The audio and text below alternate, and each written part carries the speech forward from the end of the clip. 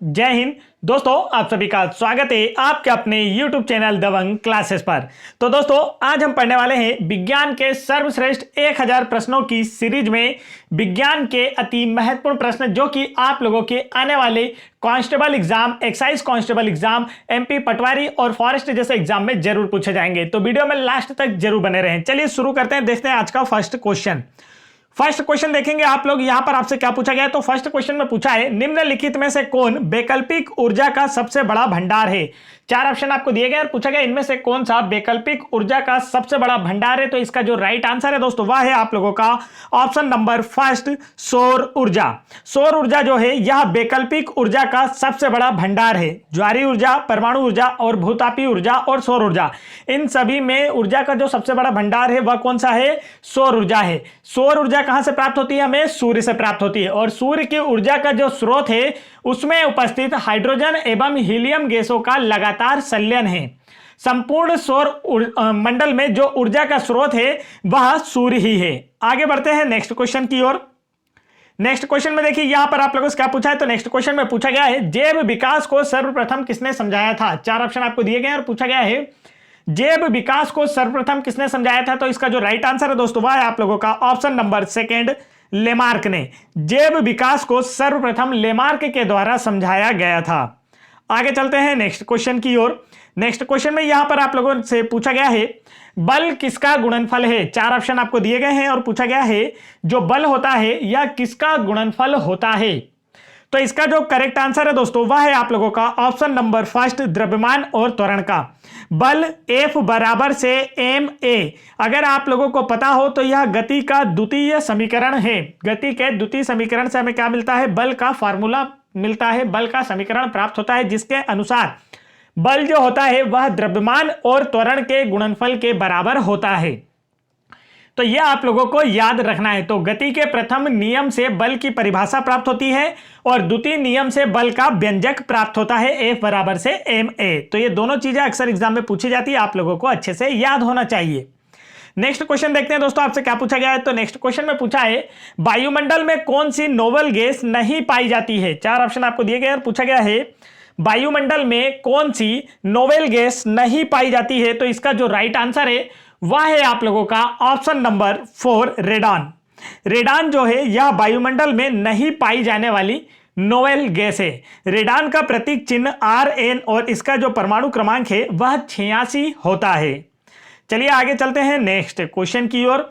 तो दोस्तों, आप लोग आने वाली कांस्टेबल एग्जाम और पटवारी फॉरेस्ट एग्जाम की प्रिपरेशन के लिए साइंस की बेस्ट 2500 प्लस क्वेश्चन की 2250 प्लस क्वेश्चन की PDF फाइल डाउनलोड करना चाहते हैं तो आप लोग ये PDF कैसे डाउनलोड कर पाएंगे आप लोगों को वीडियो में मैं आगे बताने वाला हूं। तो वीडियो में लास्ट तक जरूर बने रहें। चलिए देखते हैं यहां पर क्या क्वेश्चन पूछा है। नेक्स्ट क्वेश्चन में आपसे पूछा है पीतल कौन सी धातुओं का मिश्रण है। चार ऑप्शन आपको दिए गए हैं और पूछा गया इनमें से पीतल जो होता है वह किन किन धातुओं का मिश्रण है। तो इसका जो राइट आंसर है वह है आप लोगों का ऑप्शन नंबर 3, तांबा और जस्ता। पीतल जो होता है दोस्तों यह तांबा और जस्ता धातुओं का मिश्रण होता है। पीतल धातु का उपयोग मूर्तियां व बर्तन बनाने में किया जाता है। आगे बढ़ते हैं नेक्स्ट क्वेश्चन की ओर। नेक्स्ट क्वेश्चन में देखिए यहां पर आपसे क्या पूछा है। तो नेक्स्ट क्वेश्चन में पूछा गया है कांसा निम्न में से किसका मिश्रण है। चार ऑप्शन आपको दिए गए हैं और पूछा गया है जो कांसा होता है निम्न में से किसका मिश्रण है। तो इसका करेक्ट आंसर होगा आप लोगों का ऑप्शन नंबर सेकंड, तांबा और टीन का। कांसा जो होता है यह तांबा और टीन का मिश्रण होता है। आगे बढ़ते हैं और ये जो कांसा धातु होती है इसका उपयोग जो बेल होती है, घंटियां होती हैं, इसे बनाने में किया जाता है, मंदिरों में जो घंटियां होती हैं। आगे बढ़ते हैं नेक्स्ट क्वेश्चन की ओर। नेक्स्ट क्वेश्चन में यहां पर आप लोगों से पूछा गया है पृथ्वी जीव की उत्पत्ति हुई है। चार ऑप्शन आपको दिए गए और पूछा गया है पृथ्वी पर जो जीव हैं इनकी उत्पत्ति कहां से हुई है। पृथ्वी पर, हवा में, जल में या किसी अन्य ग्रह पर। तो इसका जो राइट आंसर है दोस्तों वह है आप लोगों का ऑप्शन नंबर 3, जल में। पृथ्वी पर जीवन उत्पत्ति का जो श्रेय है वह सेवाल को जाता है। सेवालों का जो अध्ययन है फाइकोलॉजी कहलाता है और सेवाल कहां पाए जाते हैं? जल में। तो पृथ्वी पर जो जीवन की उत्पत्ति है वो कहां से हुई है? जल से हुई है। और जीवन उत्पत्ति का जो श्रेय है वह सेवाल को जाता है और सेवालों का अध्ययन क्या कहलाता है? फाइकोलॉजी कहलाता है। आगे बढ़ते हैं नेक्स्ट क्वेश्चन की ओर। नेक्स्ट क्वेश्चन में आपसे पूछा है चेचक के वैक्सीन को सर्वप्रथम किसने तैयार किया। चार ऑप्शन आपको दिए गए और पूछा गया चेचक के वैक्सीन की खोज किसने की थी दोस्तों। तो इसका जो राइट आंसर है वह है आप लोगों का ऑप्शन नंबर 3, जेनर ने। एडवर्ड जेनर ने सर्वप्रथम चेचक के वैक्सीन की खोज की थी। और यह क्वेश्चन आप लोगों के एग्जाम में जरूर पूछा जाता है, इसलिए आपको अच्छे से याद होना चाहिए। चेचक या चिकन पॉक्स जो बीमारी है यह बेरेसिला जोस्टर, देखिए इस वायरस का नाम भी मैं लिख दे रहा हूं, बेरेसिला जोस्टर वायरस के कारण से होती है। तो आप लोगों से पूछा जा सकता है कि जो चेचक है या आप लोगों की हम कह सकते हैं इसे चेचक के साथ साथ इसका दूसरा नाम जो होता है वो होता है चिकन पॉक्स। तो यह बीमारी किस वायरस से होती है? तो आपका आंसर होगा बेरेसिला जोस्टर वायरस की वजह से होती है। और यह जो है एक संक्रामक रोग है जिसकी वैक्सीन का जो आविष्कार है वो किसके द्वारा किया गया था? एडवर्ड जेनर के द्वारा। आगे बढ़ते हैं नेक्स्ट क्वेश्चन की ओर। नेक्स्ट क्वेश्चन में यहां पर आपसे पूछा है आरडीएक्स का पूर्ण रूप क्या है? 4 ऑप्शन आपको दिए गए और पूछा गया है आरडीएक्स का पूर्ण रूप क्या है? तो इसका जो राइट आंसर है दोस्तों वह है आप लोगों का option number 3, research and development explosive. RDX का पूर्ण रूप होता है रिसर्च एंड डेवलप्ड एक्सप्लोसिव। यह एक विस्फोटक रसायन है। आगे चलते हैं नेक्स्ट क्वेश्चन की ओर। नेक्स्ट क्वेश्चन में देखिए आपसे पूछा गया है पीएच मान का निर्धारण किसने किया? 4 ऑप्शन आपको दिए गए और पूछा गया है सर्वप्रथम पीएच मान का निर्धारण किसने किया था? पीएच का फुल फॉर्म होता है पावर ऑफ हाइड्रोजन। तो यहां पर आपसे पूछा गया है कि पीएच मान का जो निर्धारण है सर्वप्रथम किसके द्वारा किया गया था? तो इसका जो राइट आंसर है दोस्तों वह आपका होने वाला है ऑप्शन नंबर 4, सोरेनसन के द्वारा। पीएच स्केल की जो खोज है या पीएच मान का जो निर्धारण है यह सोरेनसन के द्वारा किया गया था। पीएच स्केल की अगर बात की जाए तो पीएच स्केल पर 7 से कम मान वाले जो बिलियन होते हैं उन्हें अम्लीय बिलियन कहा जाता है, और 7 से अधिक मान वाले जो बिलियन होते हैं इन्हें क्षारीय बिलियन कहा जाता है। यह भी आप लोगों को काफी अच्छे से याद रख लेना है। चलिए आगे बढ़ते हैं नेक्स्ट क्वेश्चन की ओर। तो नेक्स्ट क्वेश्चन में आप लोगों से पूछा गया है अक्रिय गैसों की खोज किसने की? 4 ऑप्शन आपको दिए गए हैं और आप लोगों से पूछा गया है अक्रिय गैसों की खोज किसने की थी? तो इसका जो राइट आंसर है दोस्तों वह है आप लोगों का ऑप्शन नंबर 3, रेमजे ने। अक्रिय गैसों की खोज जो है यह रेमजे के द्वारा की गई थी। अक्रिय गैसों की जो टोटल संख्या है वो कितनी है यदि आपसे पूछी जाए तो आपका आंसर होगा 6 है। और आवर्त सारणी के 18वें समूह के तत्वों को अक्रिय गैस या निष्क्रिय गैस या नोबल गैस के रूप में जाना जाता है। और इन सभी गैसों में रेडान एकमात्र गैस है जो कि वायुमंडल में नहीं पाई जाती है। तो आप लोगों से पूछा जा सकता है कि ऐसी कौन सी अक्रिय गैस है जो कि वायुमंडल में नहीं पाई जाती? तब आपका आंसर होगा रेडान, जिसे Rn के द्वारा दर्शाया जाता है। इसका प्रतीक चिन्ह होता है और इसका परमाणु क्रमांक होता है 86।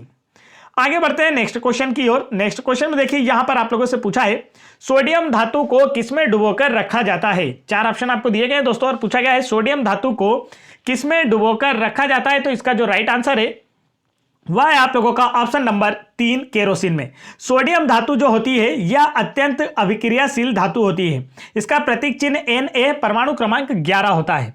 यह इतनी प्रतिक्रियाशील होती है कि यदि इसे हम वायु में खुला रखते हैं तो यह आग पकड़ लेती है रूम के टेम्परेचर पर, वातावरण के टेम्परेचर पर। इसलिए इसे क्या किया जाता है? केरोसिन में डुबाकर रखा जाता है।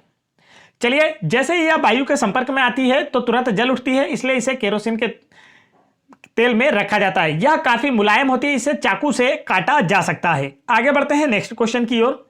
नेक्स्ट क्वेश्चन में देखिए आपसे क्या पूछा है। तो नेक्स्ट क्वेश्चन में पूछा गया है पेट्रोल एक मिश्रण है। 4 ऑप्शन आपको दिए गए, पूछा गया पेट्रोल इनमें से किसका एक मिश्रण है? तो इसका जो राइट आंसर है वह है आप लोगों का ऑप्शन नंबर 4, हाइड्रोकार्बन का। पेट्रोल जो होता है यह हाइड्रोकार्बन का मिश्रण है। पेट्रोल की गुणवत्ता जो है ऑक्टेन नंबर में प्रदर्शित की जाती है। जितना अच्छा पेट्रोल होगा उसकी ऑक्टेन संख्या उतनी अधिक होती है। तो आप लोगों से पूछा जा सकता है कि पेट्रोल की जो गुणवत्ता है वह किस में मापी जाती है? तो आंसर होगा ऑक्टेन संख्या में मापी जाती है। चलिए आगे चलते हैं नेक्स्ट क्वेश्चन की ओर। नेक्स्ट क्वेश्चन में आपसे पूछा गया है मिल्क ऑफ मैग्नीशिया क्या है? 4 ऑप्शन आपको दिए गए हैं दोस्तों और आपसे पूछा गया है मिल्क ऑफ मैग्नीशिया का जो रासायनिक नाम होता है वह क्या है? किसे मिल्क ऑफ मैग्नीशिया के नाम से जाना जाता है निम्न ऑप्शंस में से? तो इसका जो राइट आंसर है वह है आप लोगों का ऑप्शन नंबर 4, मैग्नीशियम हाइड्रॉक्साइड को। मैग्नीशियम हाइड्रॉक्साइड को मिल्क ऑफ मैग्नीशिया के नाम से जाना जाता है। इसका जो रासायनिक सूत्र है वह MgOH2 होता है। इसे भी आप लोगों को अच्छे से याद रखना है। चलिए आगे बढ़ते हैं नेक्स्ट क्वेश्चन की ओर। नेक्स्ट क्वेश्चन में आप लोगों से पूछा गया है डायनामाइट में मुख्य रूप से क्या पाया जाता है? 4 ऑप्शन आपको दिए गए हैं और आपसे पूछा गया है डायनामाइट में मुख्य रूप से क्या पाया जाता है? तो इसका जो राइट आंसर है दोस्तों वह है आप लोगों का ऑप्शन नंबर 4 नाइट्रोग्लिसरीन। डायनामाइट में मुख्य रूप से नाइट्रोग्लिसरीन पाया जाता है। डायनामाइट की जो खोज है यह अल्फ्रेड नोबल ने की थी। यह एक विस्फोटक पदार्थ है। यह आप लोगों को काफी अच्छे से याद रखना है। आगे बढ़ते हैं नेक्स्ट क्वेश्चन की ओर। नेक्स्ट क्वेश्चन में यहां पर आप लोगों से पूछा गया है, प्याज एवं लहसुन में गंध किसके कारण होती है। 4 ऑप्शन आपको दिए गए हैं और आप लोगों से पूछा गया इनमें से ऐसा कौन सी धातु या धातु है जो कि प्याज एवं लहसुन में उपस्थित होती है जिसकी वजह से उनमें गंध आती है। तो इसका जो राइट आंसर है वह है आप लोगों का ऑप्शन नंबर 2 पोटेशियम। प्याज एवं लहसुन में पोटेशियम धातु होती है जिसकी वजह से इसमें आप लोगों को तीखी गंध आती है। पोटेशियम का प्रतीक चिन्ह के और इसका परमाणु क्रमांक जो होता है वह 19 होता है। यह भी आप लोगों को याद रखना है। अगर बात की जाए कि पोटेशियम जो है किस काम में आता है, तो पोटेशियम मानव शरीर में हड्डियों और मांसपेशियों में पाया जाने वाला पदार्थ है और यह मानव शरीर में मांसपेशियों और हड्डियों के संकुचन को रोकने के लिए पोटेशियम बहुत जरूरी होता है। चलिए आगे बढ़ते हैं नेक्स्ट क्वेश्चन की ओर। तो यहां पर हम हमारा पिछला क्वेश्चन भी देख लेते हैं। यहां पर नाइट्रोग्लिसरीन हमने आंसर लगाया था, बिल्कुल सही था। आगे बढ़ते हैं दोस्तों नेक्स्ट क्वेश्चन की ओर। तो नेक्स्ट क्वेश्चन में आप लोग देखेंगे यहां पर आपसे पूछा है फ्रियॉन का रासायनिक नाम क्या है। 4 ऑप्शन आपको दिए गए और पूछा गया है फ्रियॉन का रासायनिक नाम क्या है। तो इसका जो राइट आंसर है दोस्तों वह है आप लोगों का option number 1 chlorofluorocarbon. Freon gas का जो रासायनिक नाम होता है, केमिकल नेम होता है, वह होता है क्लोरोफ्लोरोकार्बन और यह ओजोन परत को हानि या क्षति पहुंचाती है। CFC क्लोरोफ्लोरोकार्बन का उपयोग जो है एयर कंडीशनर व रेफ्रिजरेटरों में किया जाता है और यह ओजोन को क्षति पहुंचाती है। ओजोन परत जो है सूर्य से आने वाली अल्ट्रावायलेट किरणों, पराबैंगनी किरणों से पृथ्वी के जीवों की रक्षा करती है। चलिए आगे बढ़ते हैं नेक्स्ट क्वेश्चन की ओर। यहां पर आप लोग एक क्वेश्चन और ध्यान रख सकते हैं। यहां पर जैसे अभी हमने ओजोन की बात की है, तो ओजोन से आप लोगों से एक क्वेश्चन पूछा जाता है दोस्तों कि ओजोन का जो एक अणु होता है वह कैसा होता है। तो आंसर होगा इसका त्रिपरमाणविक होता है। ओजोन का एक अणु ऑक्सीजन के 3 अणुओं से मिलकर बना होता है। आगे बढ़ते हैं नेक्स्ट क्वेश्चन की ओर। नेक्स्ट क्वेश्चन में देखिए यहां पर आपसे पूछा गया है तड़ित चालक किसके बनाए जाते हैं। 4 ऑप्शन आपको दिए गए हैं। पूछा गया है तड़ित चालक जो है किसके बनाए जाते हैं। तो इसका जो राइट आंसर है वह है आप लोगों का ऑप्शन नंबर 2 तांबे के। आपसे पूछा गया था कि तड़ित चालक जो होते हैं या किस धातु के बनाए जाते हैं, तो आपका आंसर होगा तांबे के बनाए जाते हैं, क्योंकि तांबा जो होता है यह विद्युत का एक अच्छी सुचालक धातु होती है। तड़ित चालक का उपयोग ऊंची इमारतों पर तड़ित के प्रभाव को निष्क्रिय करने के लिए किया जाता है। देखिए एक प्रकार से आप कह सकते हैं कि जैसे यह एक बिल्डिंग है, अब ये काफी ज्यादा हाइट है, तो तड़ित का मतलब होता है बिजली गिरना। हम आम भाषा में कहते हैं कि बारिश के दौरान क्या होती है, बिजलियां गिरती हैं। तो इस घर के ऊपर अगर बिजली गिरती है तो इस घर में जो भी लाइन जितना भी आप कह सकते हैं कि सर्किट होगा लाइन का, वह सभी क्या होगा, नष्ट कर देगी। जो भी आपके गैजेट्स होंगे जैसे कंप्यूटर, टीवी, और इन्हें क्या होगा, नुकसान होगा, जान मान की भी हानि इसमें हो सकती है। लेकिन यहीं पर अगर इसमें तड़ित का उपयोग किया जाए, इस प्रकार से एक लंबी रॉड, और इस रॉड को नीचे लाकर इस तरीके से जमीन के अंदर गाड़ दिया जाए, तो जब इसके ऊपर यहां पर बिजली गिरती है दोस्तों, यहां पर बिजली गिरती है तो क्या होता है, तो जब इसके ऊपर बिजली गिरी दोस्तों, तो यहां पर इससे टकराएगी या बिजली, ठीक है, या तड़ित इससे टकराएगी, और इसी यह तांबे धातु की होती थी। इसमें से सारे के सारे जो आयन है बिजली के, वो कहां होंगे, नीचे पृथ्वी में समाहित हो जाएंगे, और पृथ्वी में करंट नहीं फैलता है, क्योंकि पृथ्वी एक बेस्ट अर्थ होता है, इसमें धनात्मक आवेश पाया जाता है। तो ये क्या होता है, इसे निष्क्रिय कर देता है, और इस बिल्डिंग में ना तो जान माल की हानि होती है और ना ही कोई गैजेट की हानि होती है। तो इसलिए तड़ित का उपयोग ऊंची ऊंची बिल्डिंगों में किया जाता है, और इसे बनाने में तांबे धातु का उपयोग किया जाता है। आगे बढ़ते हैं नेक्स्ट क्वेश्चन की ओर। नेक्स्ट क्वेश्चन देखते हैं आप लोगों से क्या पूछा गया। तो नेक्स्ट क्वेश्चन में पूछा है लिफ्ट की खोज किसने की। 4 ऑप्शन आपको दिए गए और पूछा गया है लिफ्ट की खोज किसने की थी। तो इसका जो राइट आंसर है दोस्तों वह है आप लोगों का ऑप्शन नंबर 4 ओटिस ने। लिफ्ट की जो खोज है दोस्तों यह ओटिस के द्वारा की गई थी वर्ष 1852 में। एलिसा ओटिस ने, किसने, वर्ष 1852 में एलिसा ओटिस ने सेफ्टी एलिवेटर का आविष्कार किया। इसे हम किस नाम से जानते हैं, साधारण भाषा में लिफ्ट, इसे बोला क्या जाता है, सेफ्टी एलिवेटर। तो आप लोगों को याद रखना है कि लिफ्ट या एलिवेटर का आविष्कारक किसे माना जाता है, आंसर होगा एलिसा ओटिस को। आगे बढ़ते हैं नेक्स्ट क्वेश्चन की ओर। नेक्स्ट क्वेश्चन में आपसे पूछा है बेंचुरी मीटर से क्या ज्ञात करते हैं। 4 ऑप्शन आपको दिए गए और पूछा गया है बेंचुरी मीटर से क्या ज्ञात करते हैं। तो इसका जो राइट आंसर है वह होगा आपका ऑप्शन नंबर 4, जल के प्रवाह की दर। जल किस स्पीड से किसी पाइप के अंदर प्रवाहित हो रहा है, इसे हम किस मीटर के द्वारा माप सकते हैं? वेंचुरी मीटर के द्वारा जल के प्रवाह की दर को मापा जा सकता है। वेंचुरी मापी का उपयोग प्रवाहित होने वाले द्रव का वेग ज्ञात करने में किया जाता है। आगे चलते हैं नेक्स्ट क्वेश्चन की ओर। तो नेक्स्ट क्वेश्चन को करने से पहले मैं आपको बताना चाहता हूं कि दोस्तों, यदि आप लोग साइंस की बेस्ट 2250 प्लस क्वेश्चन की पीडीएफ फाइल डाउनलोड करना चाहते हैं तो आप लोगों को गूगल पर जाकर दबंग क्लासेस इंस्टामोजो सर्च करना है। क्या सर्च करेंगे? दबंग क्लासेस इंस्टामोजो। आप इतना सर्च कीजिए तो हमारा जो वेब पेज है आप लोगों के सामने ओपन होकर आ जाएगा, जिसमें हमारी जितनी भी पीडीएफ फाइलें आप लोगों को एक साथ दिखाई देगी। आप वहां से अपनी मन चाहे कोई सी भी पीडीएफ फाइल डाउनलोड कर सकते हैं।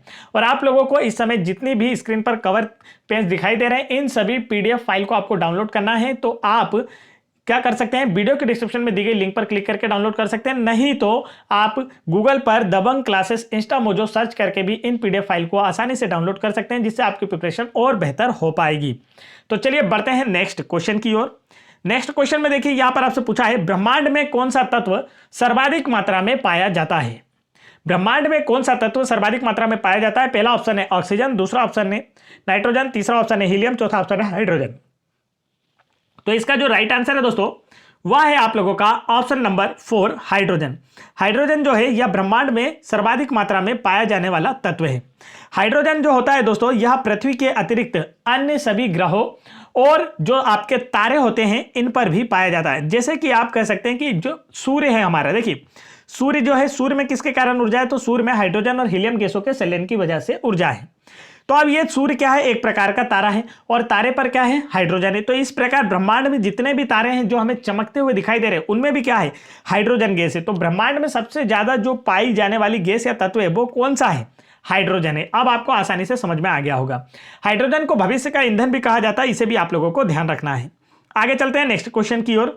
नेक्स्ट क्वेश्चन में आपसे पूछा है, जब बर्फ पिघलती है तो इसके आयतन पर क्या प्रभाव पड़ता है? 4 ऑप्शन आपको दिए गए और पूछा गया है, जब बर्फ पिघलती है तो इसके आयतन पर क्या प्रभाव पड़ता है? तो इसका राइट आंसर है ऑप्शन नंबर 2, इसका आयतन घटता है। जब एक बर्फ पिघलती है तो इसका आयतन क्या होता है दोस्तों? घटता है। बर्फ का घनत्व पानी के घनत्व से कम होता है, इसी कारण बर्फ का जो घनत्व है, देखिए जब जो बर्फ होता है ना दोस्तों, अगर इसकी बात कर ली जाए तो घनत्व की बात की जाए, किसकी बात कर रहे हैं हम? पहले घनत्व की बात कर रहे हैं। तो बर्फ का घनत्व पानी के घनत्व से कम होता है, जिस वजह से बर्फ जो होती है पानी के ऊपर तैरती है। लेकिन जब बर्फ पिघल जाती है और पानी बन जाती है तो उसका जो घनत्व है वह बढ़ जाता है। ठीक है, उसका घनत्व क्या होता है? बढ़ जाता है। अतः किसी वस्तु का घनत्व बढ़ने पर उसका आयतन जो होता है कम हो जाता है, यह आप समझ सकते हैं। तो बर्फ जब पिघलती है तो उसके आयतन में क्या होती है? कमी आती है। अब इसे कैसे समझेंगे हम? तो देखिए एक गिलास है, ठीक है, इसमें जितना पानी है इसका अगर हम बर्फ जमा लें तो ये आयतन इस तरीके से, मतलब इतनी बड़ी बर्फ जमेगी दोस्तों, इतनी बड़ी बर्फ जम जाएगी, इस प्रकार से ज्यादा स्थान घेरेगी। लेकिन इसी बर्फ को हम पिघला दें तो ये पानी बन जाएगा और एक इतने से ही गिलास में जाएगा, मतलब इसका आयतन देखिए क्या हो गया? घट गया ना, कम हो गया। बस यहीं पर आपको यही समझाना था इस क्वेश्चन के माध्यम से। आगे बढ़ते हैं। तो बर्फ जब पिघलती है तो उसका आयतन घटता है। नेक्स्ट क्वेश्चन में आपसे पूछा गया है, दाब बढ़ने पर जल के क्वथनांक पर क्या प्रभाव पड़ता है? 4 ऑप्शन आपको दिए गए और पूछा गया है, दाब बढ़ने पर जल के क्वथनांक पर क्या प्रभाव पड़ता है? तो इसका जो राइट आंसर है वह है आप लोगों का ऑप्शन नंबर 1, इसका क्वथनांक बढ़ता है। दाब बढ़ने पर जो जल का क्वथनांक है वह बढ़ता है। प्रेशर कुकर इसी सिद्धांत पर कार्य करता है। प्रेशर कुकर में दाब बढ़ने से जल का क्वथनांक बढ़ जाता है, जिससे भोजन जो है वह जल्दी से पक जाता है। आगे चलते हैं नेक्स्ट क्वेश्चन की ओर। नेक्स्ट क्वेश्चन में आपसे पूछा है, केल्विन मान में मानव शरीर का सामान्य ताप कितना होता है?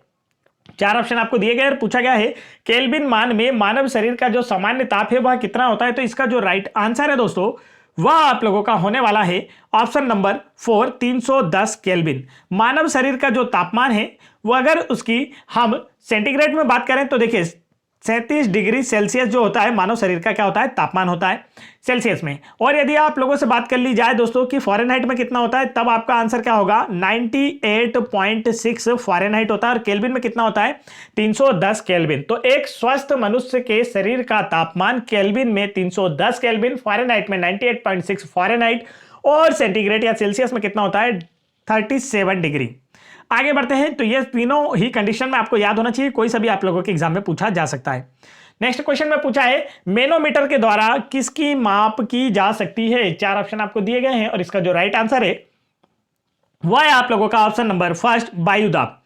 मैनोमीटर के द्वारा वायु दाब की माप की जाती है। वायु दाब मापी है एक प्रकार का मैनोमीटर। आगे देखते हैं नेक्स्ट क्वेश्चन क्या पूछा है। नेक्स्ट क्वेश्चन में पूछा है एक जेट इंजन किस सिद्धांत पर कार्य करता है। चार ऑप्शन आपको दिए गए और पूछा गया एक जेट इंजन किस सिद्धांत पर कार्य करता है। तो इसका जो राइट आंसर है वह है आप लोगों का ऑप्शन नंबर 3 रेखीय संवेग संरक्षण के सिद्धांत पर। एक जेट इंजन जो होता है दोस्तों यह रेखीय संवेग संरक्षण के सिद्धांत पर कार्य करता है। आगे चलते हैं नेक्स्ट क्वेश्चन की ओर। नेक्स्ट क्वेश्चन में यहां पर आप लोगों से पूछा है पृथ्वी पर वायुमंडलीय दाब का कारण क्या है। पहला ऑप्शन पृथ्वी का घूर्णन, दूसरा ऑप्शन पृथ्वी का परिक्रमण, तीसरा ऑप्शन है गुरुत्वाकर्षण, चौथा ऑप्शन है इनमें से कोई नहीं। तो इसका जो राइट आंसर है वह है आप लोगों का ऑप्शन नंबर 3 गुरुत्वाकर्षण। पृथ्वी पर वायुमंडलीय दाब का कारण गुरुत्वाकर्षण होता है और गुरुत्वाकर्षण की जो खोज है दोस्तों किसके द्वारा की गई थी यदि आपसे पूछा जाए तब आपका आंसर होगा न्यूटन के द्वारा की गई थी। आगे बढ़ते हैं नेक्स्ट क्वेश्चन की ओर। नेक्स्ट क्वेश्चन में आपसे पूछा है प्रकाश तंतु ऑप्टिकल फाइबर किस सिद्धांत पर कार्य करता है। चार ऑप्शन आपको दिए गए और पूछा गया है जो ऑप्टिकल फाइबर होता है जिसे हम प्रकाशिक तंतु के नाम से जानते हैं यह किस सिद्धांत पर कार्य करता है। अपवर्तन, प्रकीर्णन, व्यतिकरण या पूर्ण आंतरिक परावर्तन। और ये जो क्वेश्चन है आप लोगों के एग्जाम में जरूर आने वाला है, इस बात को ध्यान रखिए। आपके एग्जाम के किसी ना किसी शिफ्ट में जरूर पूछा जाएगा, हो सकता है आप लोगों की शिफ्ट में ही पूछ लिया जाए। करेक्ट आंसर इसका होगा ऑप्शन नंबर 4 पूर्ण आंतरिक परावर्तन। प्रकाश तंतु या ऑप्टिकल फाइबर जो होता है यह पूर्ण आंतरिक परावर्तन के सिद्धांत पर कार्य करता है और इसका उपयोग चिकित्सा के क्षेत्र में मानव शरीर के अंदरूनी अंगों की जांच के लिए किया जाता है। आगे चलते हैं नेक्स्ट क्वेश्चन की ओर। नेक्स्ट क्वेश्चन में आपसे पूछा है रेबीज के टीके की खोज किसने की थी। क्या पूछा गया दोस्तों, रेबीज के टीके की खोज किसने की थी। तो इसका जो राइट आंसर है वह है आप लोगों का ऑप्शन नंबर 4 लुई पाश्चर ने। रेबीज के टीके की खोज जो है यह लुई पाश्चर के द्वारा की गई थी। यह आप लोगों को याद रखना है। रेबीज जो है कुत्ते के काटने से होने वाली एक बीमारी है। इस बीमारी से जो रोगी होता है, इस रोग का रोगी उसे पानी या जल से डर लगता है जिसे किस रूप में जाना जाता है, हाइड्रोफोबिया के नाम से जाना जाता है। तो रेबीज को इंग्लिश में हम कह सकते हैं कि किस रूप में जाना जाता है, तो आप कहेंगे हाइड्रोफोबिया के रूप में रेबीज को इंग्लिश में जाना जाता है। हाइड्रोफोबिया का मतलब होता है जल आतंक। जल आतंक का मतलब होता है कि जो रोगी रेबीज रोग से पीड़ित होता है उसे जल से डर लगता है। तो रेबीज के टीके की खोज की सर्वप्रथम लुई पाश्चर ने। आगे बढ़ते हैं दोस्तों नेक्स्ट क्वेश्चन की ओर। नेक्स्ट क्वेश्चन है हमारा पेंडुलम को चंद्रमा पर ले जाने पर उसकी समय अवधि पर क्या प्रभाव पड़ेगा। तो देखिए ये क्वेश्चन कैसे करना है इसे मैं आप लोगों को समझा देता हूं। देखिए पेंडुलम को यदि हम चंद्रमा पर ले जाते हैं तो इसकी जो समय अवधि है उसमें क्या होगा, बढ़ोतरी होगी, बढ़ेगी। अब कैसे होगा, तो पृथ्वी पर अगर एक पेंडुलम है और यह एक स्थिर गति में, यदि हम इसे गति प्रदान करते हैं दोस्तों तो ये क्या होगा, इधर इतनी दूर जाएगा और पृथ्वी पर क्या होता है, गुरुत्वाकर्षण बल। पृथ्वी पर क्या होता है दोस्तों, गुरुत्वाकर्षण बल। ये गुरुत्वाकर्षण बल इसे ज्यादा दूर जाने से रोकेगा और वापस नीचे ले आएगा। अब ये क्या होगा, इधर गति करेगा क्योंकि इसमें अभी गति है, तो इधर भी गुरुत्वाकर्षण बल इसे रोकेगा, वापस ले आएगा। इस प्रकार धीरे धीरे कर ये रुक जाएगा। मतलब इसकी क्या होगी, एक निश्चित दूरी होगी जो इसके माध्य स्थिति से तय करेगा। ठीक है, मतलब मैक्सिमम यहां से यहां तक कर रहा है, आपको इतना समझना है। अगर इसे हम चंद्रमा पर लेकर चलें दोस्तों और इसे इस प्रकार से एक पेंडुलम लटका है, इसे हम गति दें तो ये देखिए यहां पर ये जो गुरुत्वाकर्षण होता है, गुरुत्वाकर्षण की वजह से तो नीचे आ रहा था, लेकिन चंद्रमा पर जो गुरुत्वाकर्षण होता है वो क्या होता है, पृथ्वी के कितना गुना होता है। तो आप कहेंगे कि पृथ्वी के गुरुत्वाकर्षण का 1/6 भाग होता है। मतलब पृथ्वी के गुरुत्वाकर्षण से काफी कम होता है। तो यहां पर गुरुत्वाकर्षण बल कम लगेगा, इसलिए जो पेंडुलम है अधिक दूरी तय करेगा। मतलब इसकी जो समय अवधि है, अधिक दूर जाएगा तो जाकर वापस आने में अधिक समय लगेगा, तो इसकी समय अवधि में क्या होती है, वृद्धि होती है। यह आप लोग अच्छे से समझ गए होंगे। चलिए आगे बढ़ते हैं। यहां पर हमने आप लोगों के लिए एक क्या रखी है, क्विज रखी है, जिसका आंसर आप लोगों को हमें कमेंट करके बताना है। आज की क्विज है ध्वनि का वेग किसमें सर्वाधिक होता है। दिए गए ऑप्शंस में से आप लोगों को राइट आंसर बताना है कि जो ध्वनि का वेग है दोस्तों वह किसमें सर्वाधिक होता है। तो अगर वीडियो पसंद आया तो फटाफट वीडियो को लाइक कीजिए, चैनल पर पहली बार आए तो चैनल को जरूर सब्सक्राइब कर लीजिए। ठीक है, और यदि आप लोगों को जितने भी पीडीएफ हमने आपको दिखाई है उन सभी को डाउनलोड करना है तो आप लोग वीडियो के डिस्क्रिप्शन में दी गई लिंक का प्रयोग कर सकते हैं, नहीं तो आप गूगल पर जाकर दबंग क्लासेस इंस्टा मोजो सर्च कर सकते हैं। क्या सर्च करेंगे, दबंग क्लासेस इंस्टा मोजो। इसे जैसे ही आप सर्च करते हैं दोस्तों तो क्या होगा, हमारा वेब पेज खुलकर आ जाएगा जहां पर आप लोगों को हमारी सारी पीडीएफ देखने को मिलेगी, जिससे कि आप लोग अपनी मनचाही पीडीएफ डाउनलोड कर पाएंगे और आप लोगों का भी आने वाले एग्जाम्स में सिलेक्शन हो पाएगा। तो फटाफट वीडियो को लाइक करके अपने दोस्तों में शेयर करके बेल आइकन की बटन जरूर दबा लें, चैनल को सब्सक्राइब करके, ताकि आप लोगों तक ऐसे ही इंपॉर्टेंट एजुकेशनल वीडियो के नोटिफिकेशन आसानी से पहुंचते रहें। जय हिंद दोस्तों।